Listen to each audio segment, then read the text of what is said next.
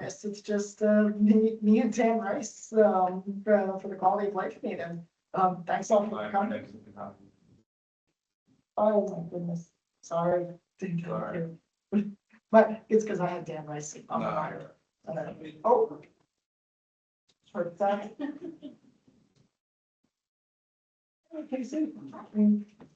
Sorry, I got to respond to you. Okay. Well, you have sign, Bruce. Yes. Yeah.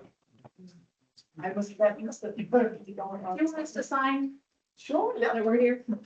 Yeah. Do you have an extra pen? All right. Do you have an extra pen? Yes. I'll pass this around.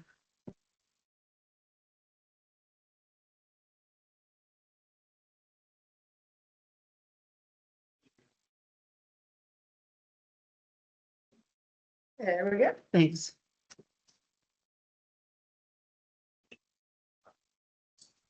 I guess the first thing on the agenda is with Tom Jerome for how to figure out the lifeguard situation.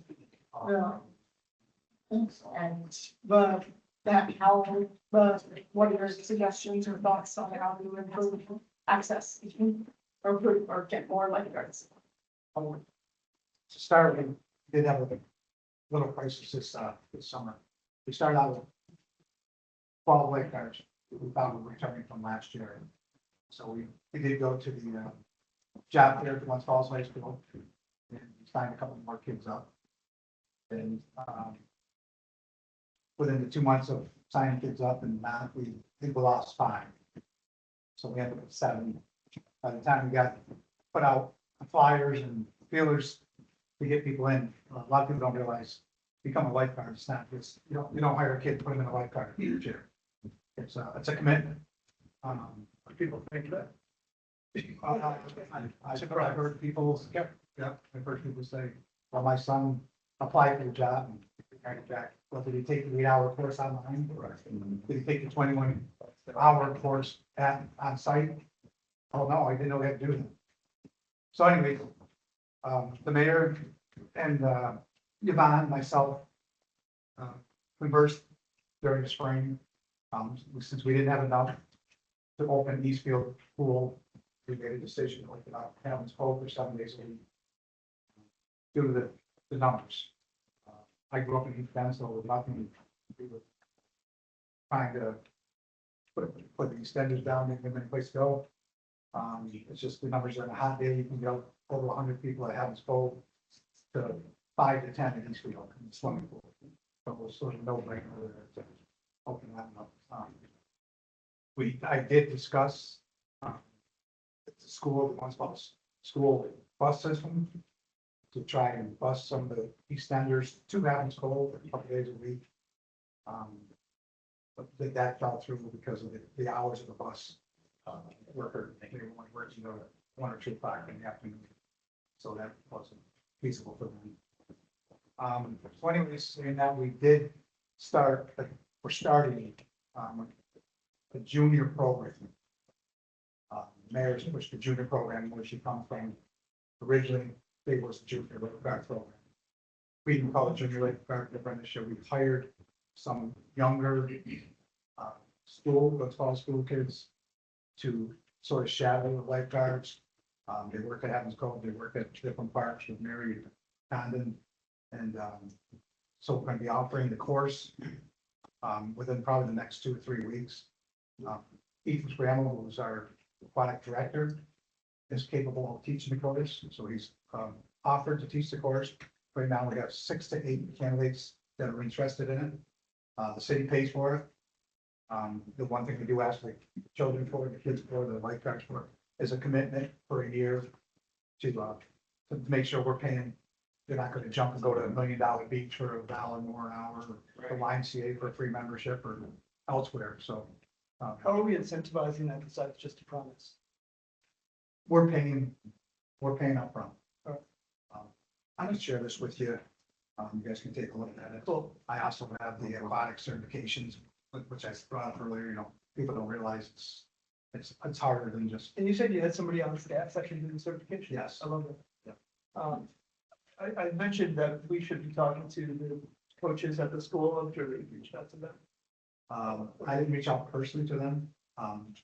Some of our lifeguards were athletes from Glens Falls and swimmers. Yeah, I just think about like what kind of kid becomes a lifeguard, and I mean, that's the swim team, of course, immediately pops out at me, but also like, who becomes a lifeguard? Like, what is the end result of like a student that is in lifeguarding, like, where are they going in life, you know? So I'm thinking it could be like healthcare. Yeah, So those kids are also like ski patrol, like at West, I mean, we're just gonna have to find them, you know, and not to cut you off, I'm sure you're still mid. Oh, okay, fine. Okay, so I just have, it seems like this is a regional shortage and we just gotta start thinking outside the box and, you know, doing things differently. And I think you also mentioned BOCES, we could, Yeah. try and get BOCES. It is, but I'm not sure, I mean, if we already have somebody in-house, I'm not sure that that solves any problems. But yeah, we could reach out to BOCES, which I did, and they said that they would create a lifeguard program if we wanted them to. There's actually, Red Cross, has a course in the spring. Yeah. So if we have any overflow from the fall that want to continue in the spring, when we go to the, open house or the job forum at Glens Falls High School. Red Cross has one, costs $100, of course, we would foot the bill if they go and make the commitment to stick to the safer. There is a second option, already in the region. And I commit to give you one of my daughters to be a lifeguard. I already convinced her to do it, so. okay. You all can do the same and we'll have no problem anymore. I didn't bring it up early enough. I would even like to see adults, if you have children Mhm. that, you know, you're daycaring now or you're, you know, even, because we can do like 4 hour day, we can split shift people. This would be a great job for teachers. Is there any sort of retirement benefits? I know some lifeguard programs like downstate, it works towards your state retirement. Well, system. yeah, this actually does. There you go. So that's a selling point for teachers as well. So Lord knows they want to get it done. Probably a lot of you familiar with Coach Zerlo, one of the longest tenured coaches and teachers in the Glens Falls. He worked for us. Great. Oh, wow. And then like another outside the box idea, this is crazy talk, but I mean, I know probably you have an overtime problem in the winter with plowing. Is it possible that we could add staff and have like that, I guess you're not the PW anymore. But I mean, would it be crazy to have somebody that can be a lifeguard in the summer and plow? To be a special person. Take a few guys there. So just so you know, completely different topic. Okay, Our snow plowers are cutting our trees.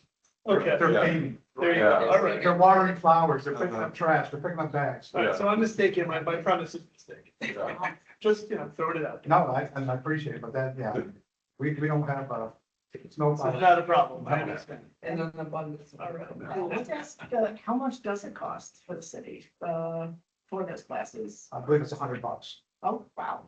Yeah. Not too bad. We have to pay Ethan, and then most of the cost is getting the certificates from American Red Cross or, wherever you're getting them. Right, my understanding is it does not have to be American Red Cross. So, yeah, because you, Just, I don't know if I sent this to you. He probably did, you know. This is interesting. There's really budget we need to get from, who can actually certify. Something we found out, 15 can lifeguard at the pool, but they cannot lifeguard at open water.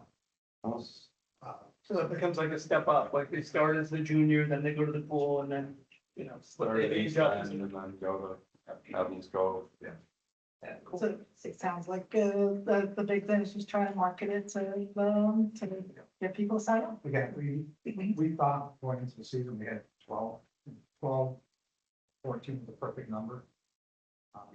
Because again, you're dealing with sickness.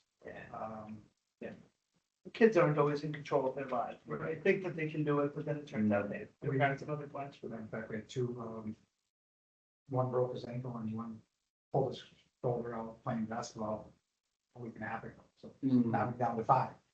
Oh, Yeah. So, I mean, I think it's important to keep the Haviland Cove Beach staffed, because, I mean, danger there, if nobody's watching. mhm. Thank you. So. Thank Thank you. Appreciate it. I don't know if you have to stay time. Yeah. Not bad. I'll come in. Here we go. Now, parking permit solution. I loved what you did, Dan. What did I do? Of getting all I'm the gonna do it again, comments. so I'm keeping minutes right now, so any comments that we get, I will synthesize into what we've already heard. I'm sure a lot of it will be repeated. And, but that just kind of emphasizes, if something's being repeated, then that means it's, important. I guess I'll just reiterate some of the revisions that you found, Possibilities. or possibilities. Things that people are asking.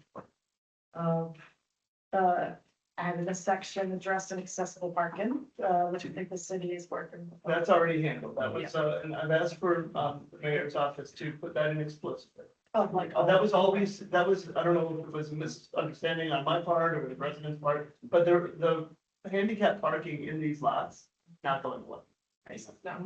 But we're gonna make sure that it's stated explicitly in the resolution, that it's not gonna go away. The next one is reserving short-term public and customer parking, so that way, well, that makes it so it's not permit only, right? Well, and I guess so, but they're also talking about this in the Warren Street lot, where they're gonna make it